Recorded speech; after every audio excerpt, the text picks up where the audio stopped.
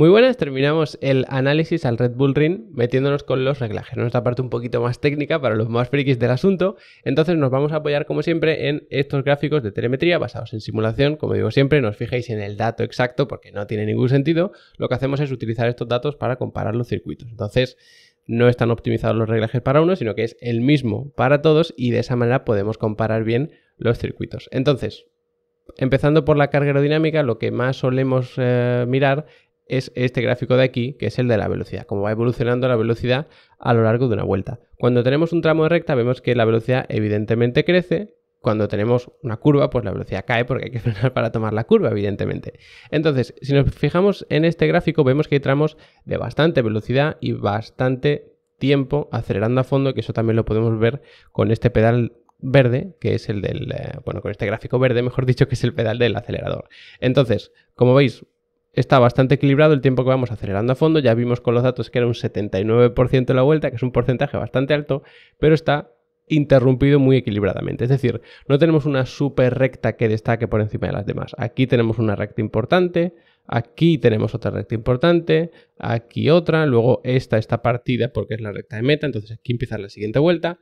Entonces, bueno, sí que tenemos esas 3-4 rectas más o menos, pero el resto del circuito está muy interrumpido por curvas, algunas además bastante largas, como la que tenemos por ejemplo aquí, que tenemos aquí. Cuando veis que está como un poco más achatada, un poco más redondeada la curva por abajo, pues eso es porque la curva es un poquito más larga y hay que dar gas no a fondo, sino que hay que ir controlando mucho el pedal del acelerador, ¿vale? No os fijéis tampoco mucho en la técnica de pilotaje porque, bueno, la habilidad es la que es, no hay más. Entonces, dicho eso, ¿qué necesitamos en cuanto a carga aerodinámica? Pues visto esto, podríamos pensar que una carga aerodinámica más o menos media, quizá tirando a baja, porque sí que hay rectas importantes, sabiendo que esta curva es de baja velocidad, esta casi que también, esta ya es velocidad media, luego aquí sí que hay curvas de alta velocidad, que es donde gana protagonismo la carga aerodinámica. Pues poner más carga te beneficiaría en este tramo final, lo que es final de segundo sector y el tercero, pero en el resto del circuito se perdería un poco de tiempo. ¿Dónde está el truco? Pues que es un circuito que está a una altitud sobre el nivel del mar muy alta. Entonces,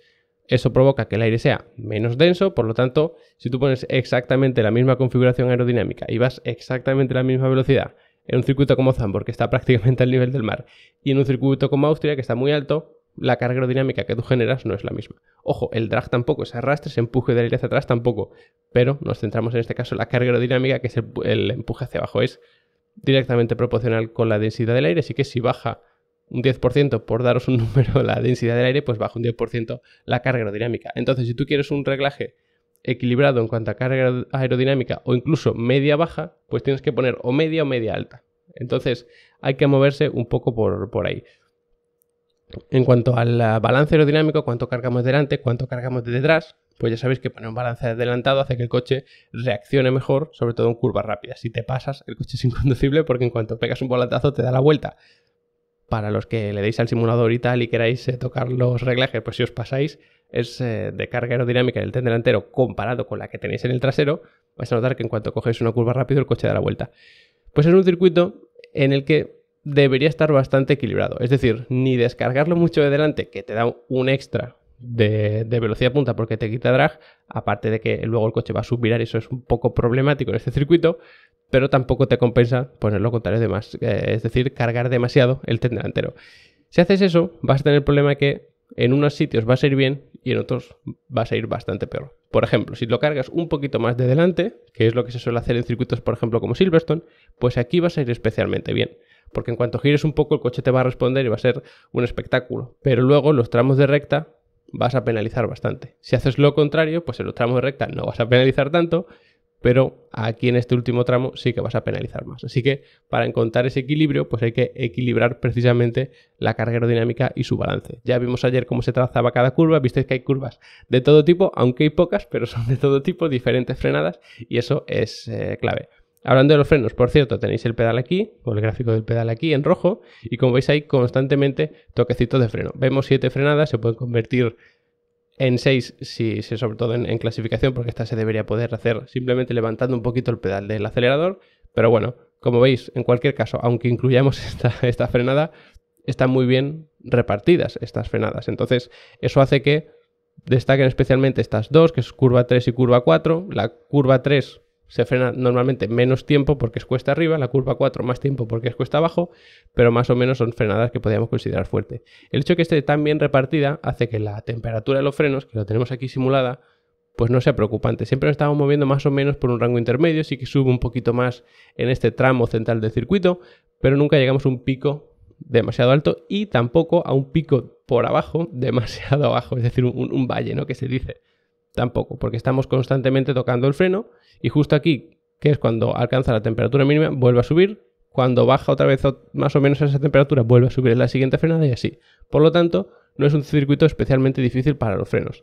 El problema es que si tú configuras esas tomas de refrigeración como en cualquier otro circuito, te vas a encontrar con la sorpresa que no se van a refrigerar tanto, por culpa precisamente de la densidad del aire. Al final es como si tuvieses menos aire, ¿vale? Tú encierras el aire en un bote, pues tienes menos aire porque es menos denso, para que nos hagamos una idea. Entonces, aunque tú tengas una toma de refrigeración igual que en otro circuito y vayas a la misma velocidad que en otro circuito, que cuanta más velocidad pues más se refrigera un poquito menos, porque el aire es menos denso. Así que eso hay que tenerlo también muy en cuenta, pues para evitar algún susto que no debería darse por las características del trazado en sí, pero ojo, porque si alguien se confía, esa baja densidad del aire le puede dar algún que otro susto. Esa densidad del aire es todavía más baja cuando las temperaturas son muy altas y no va a ser el caso. Así que vamos a tener un aire un poquito más denso gracias a la baja temperatura, evidentemente también más fresquito, entonces se refrigera mejor, pero bueno. No hay que olvidarse tampoco de la baja densidad del aire por culpa de la altitud. Luego, en cuanto al balance de frenos, si cargamos mucho delante, mucho detrás, pues lo suyo es ir jugando, que los pilotos pues, pueden hacerlo desde el volante, sobre todo en clasificación. Si es en carrera, pues a lo mejor no te compensa estar constantemente moviendo la ruedita, pero en una vuelta lanzada de clasificación sí.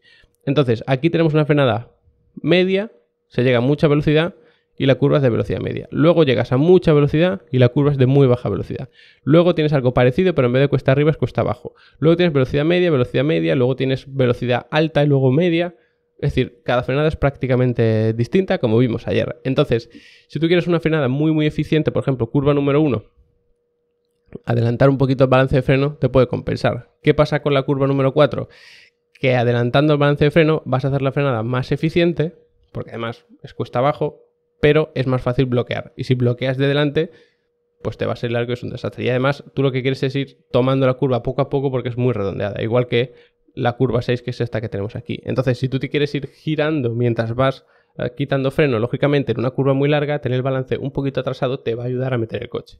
Si lo tienes muy adelantado, el coche subvira, se va largo, vas a tener que forzar el giro, perder más velocidad, vas a perder tiempo, al fin y al cabo. Entonces, aquí la idea con el balance de freno es un poco complicado porque como las frenadas son tan diferentes, pues hay que ir jugando mucho con esto, tanto para hacer la frenada eficiente en línea recta como para que el balance sea correcto cuando atacas esas curvas. Así que mucho ojo con eso porque es un punto clave. Por ejemplo, en Canadá eran prácticamente todas las frenadas iguales. Alguna un poco diferente, pero prácticamente todas eran iguales. Entonces, el balance de freno se podía mantener parecido. Otro tema muy importante es el de las suspensiones. Aquí tienen que trabajar muchísimo. Hay que hacer el coche eficiente en cuanto a aerodinámica porque es importante la velocidad de punta y es importante la velocidad en curva también, sobre todo en esa última parte, ¿no?, que veíamos aquí del circuito. Entonces, ahí tienen que trabajar muy bien las suspensiones. ¿Cómo conseguimos a través de las suspensiones mucha eficiencia aerodinámica? Pues haciendo el coche muy estable, sobre todo ante el balanceo. La aerodinámica lo que quiere es lo más bajo y rígido posible el coche, que ni cabecee ni se balancee ni nada, porque así se fomenta la carga aerodinámica de los alerones y, por supuestísimo, también, incluso más importante con esto de Fórmula 1, el efecto suelo, todo el aire que va por el suelo, que luego va al difusor y todo eso. Entonces, aquí en este circuito tenemos un problema y es el cambio de pendiente. Tenemos varios cambios de pendiente, especialmente el de la curva 10 que vimos ayer, es brutal. Entonces, es una cuesta abajo y de repente se aplana el circuito y ahí las suspensiones tienen que trabajar mucho. Si tienes unas suspensiones muy rígidas en cuanto a nivel de elementos elásticos, muelles y todo eso, el coche puede rebotar. Entonces pierdes tiempo en salida de curva.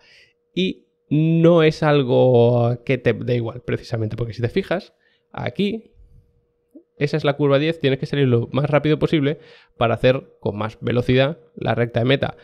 Aquí quizá no sea tan importante, pero luego la curva 3 también es muy importante salir rápido porque tienes una curva de muy baja velocidad y luego una recta muy larga. Entonces ahí es muy importante la tracción. Si pierdes agarre en el tren trasero, tienes un problema. Y la aerodinámica no te va a dar un agarre brutal en el tren trasero. Entonces, a ver cómo encuentran la sinergia los equipos. Otra opción que además te viene especialmente bien para la curva número 10 es tener una suspensión un poquito más alta y que pueda trabajar mejor, es decir, que no sea tan dura y pueda comprimirse mejor. Y eso es algo bastante beneficioso, porque es el famoso rake que teníamos en años anteriores, que el coche estaba como muy levantado atrás, según ibas ganando velocidad, pues iba comprimiendo el coche de detrás. Entonces, en recta tienes un coche prácticamente horizontal y cuando frenabas se inclinaba de delante, mejoraba la frenada, mejoraba la carga aerodinámica y todo eso. Entonces tenías mucha carga en curva y poco drag en recta, era todo ideal. Pero eso era bastante complicado de controlar y no es algo que hayan implementado ya en estos coches. Parece que Red Bull pues va un pasito por delante, el resto de equipos que se supone que tienen que pelear con él han actualizado el suelo, quizá eso les ayude a controlarlo, pero es verdad que es un circuito en el que si eres capaz de manejar un poco este tema, es decir, tener un poco más alta y blanda la suspensión de atrás, vas a tener mucho ganado, porque vas a tener un coche muy eficiente aerodinámicamente hablando y luego la salida de curva especialmente lenta pues va a ser estupenda. Así que eso es un punto muy importante y que quizá Red Bull pues domine más que el resto de equipos. Ya sabéis que en Level Up Academy tenéis curso de introducción a los reglajes, luego de reglajes avanzados, tenéis de reglaje para rally, tenéis análisis de datos para reglajes, análisis avanzados de datos para reglajes, curso de Motec, curso de Race Studio, curso de canales matemáticos para Motec, curso de pilotaje, curso de estrategia de carrera, tenéis cursos de absolutamente todo lo que tenga que ver con automovilismo, rally virtual, aparte las descargas de plantillas, archivos de instalación, todo eso. Tenéis también certificados de la propia academia, tenéis un soporte para las dudas, tenéis los reglajes para Sim Racing, que todos los que estéis ya en el F1 23, en Assetto Corsa, en iRacing, en cualquier simulador, podéis pedirme reglajes y los preparo enseguida, así que echadle un buen vistazo, son solamente 15 euros al mes, no hay permanencia, os podéis dar de baja, de alta, todas las veces que queráis, no hay ningún problema. Mientras esté activa la membresía, podéis ver todo el contenido. Y además, sin ni siquiera registraros, podéis ver la primera clase de cada curso que está en abierto, para que entendáis un poquito el formato, cómo me explico, cómo se ve y todas esas cosas. Así que echadle un buen vistazo. Como siempre, os agradezco que os hayáis quedado hasta el final del vídeo, espero que hayáis aprendido cositas y nos vemos después de la carrera haciendo un buen análisis.